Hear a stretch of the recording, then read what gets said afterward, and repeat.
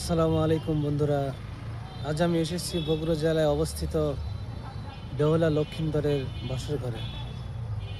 আমার পেছনে যে স্থাপনাটি দেখতে পাচ্ছেন, এটা হচ্ছে সেই বেহুলা লক্ষিন্দরের বাসর ঘর।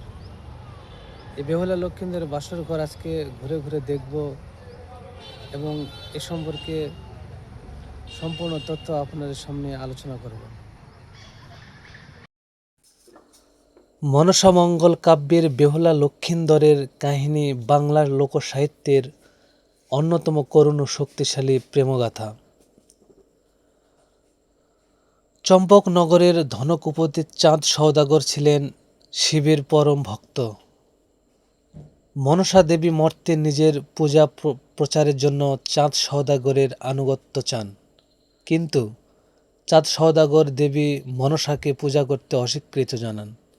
এতে ক্ষুব্ধ হয়ে মনসা দেবী চাঁদ সওদাগরের 6 পুত্রকে সাপের কামড়ে মেরে ফেলেন এবং তার সমস্ত ধন সম্পদ সাগরে ডুবিয়ে দেন। পরবর্তীতে চাঁদ সওদাগরের 7ম পুত্র লক্ষিন্দর জন্মগ্রহণ করে। লক্ষিন্দর বড় হলে উজ্জয়িনী নগরের রূপবতী ও সতী কন্যা বেহুলার সাথে তার বিয়ে ঠিক হয়, কিন্তু গণকরা গণনা করে সতর্ক করেন যে বিয়ের রাতেই লক্ষিন্দর সর্পদংশনে মারা যাবে।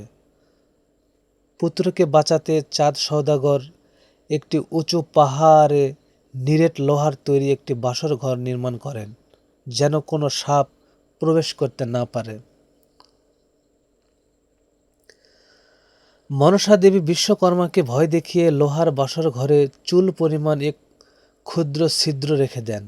বিয়ের রাতে মনসার নির্দেশে কালনাগিনী নামে এক বিষাক্ত সাপ সেই শুকনো ছিদ্র দিয়ে প্রবেশ করে ঘুমন্ত লক্ষিন্দরকে দংশন করে।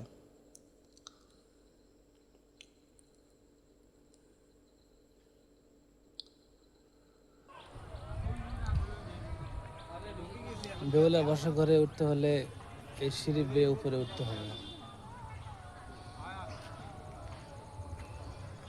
খুব ধীরে ধীরে উঠবে।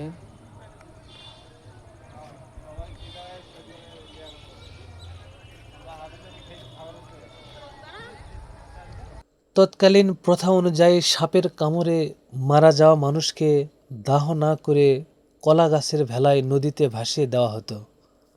স্বামীদের বাঁচাতে অদম্য সাহসী বেহুলা লক্ষিন্দরের মৃতদেহ নিয়ে ভেলায় চড়ে দেবপুরের উদ্দেশ্যে রওনা হন।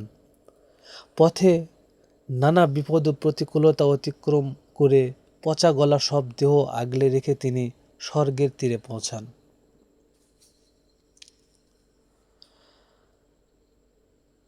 দেবপুরে পৌঁছে বেহুলা দেবতাদের সামনে নিজের অতুলনীয় নৃত্য প্রদর্শন করে তাদের সন্তুষ্ট করেন। দেবতাদের চাপে পড়ে দেবী মনসা লক্ষিন্দর সহ চাঁদ সওদাগরের আগের 6 পুত্র ও ডুবে যাওয়া ধনসম্পদ ফিরিয়ে দিতে রাজি হন। তবে শর্ত থাকে যে চাঁদ সওদাগরকে মনসা দেবীর পূজা দিতে হবে।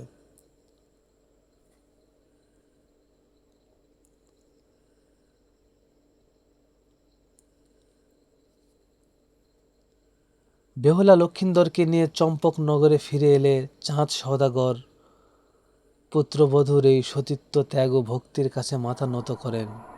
তিনি বাঁ হাত দিয়ে হলেও দেবী মনসাকে ফুল অর্পণ করে পূজা দেন, আর এভাবেই মর্তে মনসা দেবী পূজা প্রতিষ্ঠিত হয়।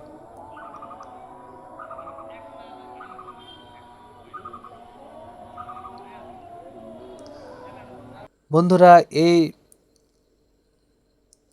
বেহুলা লক্ষিন্দরের বাসর ঘরে আসতে হলে বগুড়া থেকে মাত্র 10 থেকে 15 কিলো আসতে হবে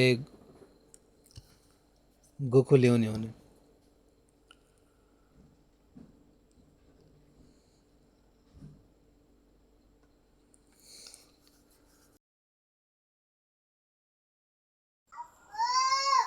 বন্ধুরা, আজ এই পর্যন্ত। সবাই ভালো থাকবেন। পরবর্তী ভিডিও পেতে আমার চ্যানেলটি সাবস্ক্রাইব করে সঙ্গে থাকুন।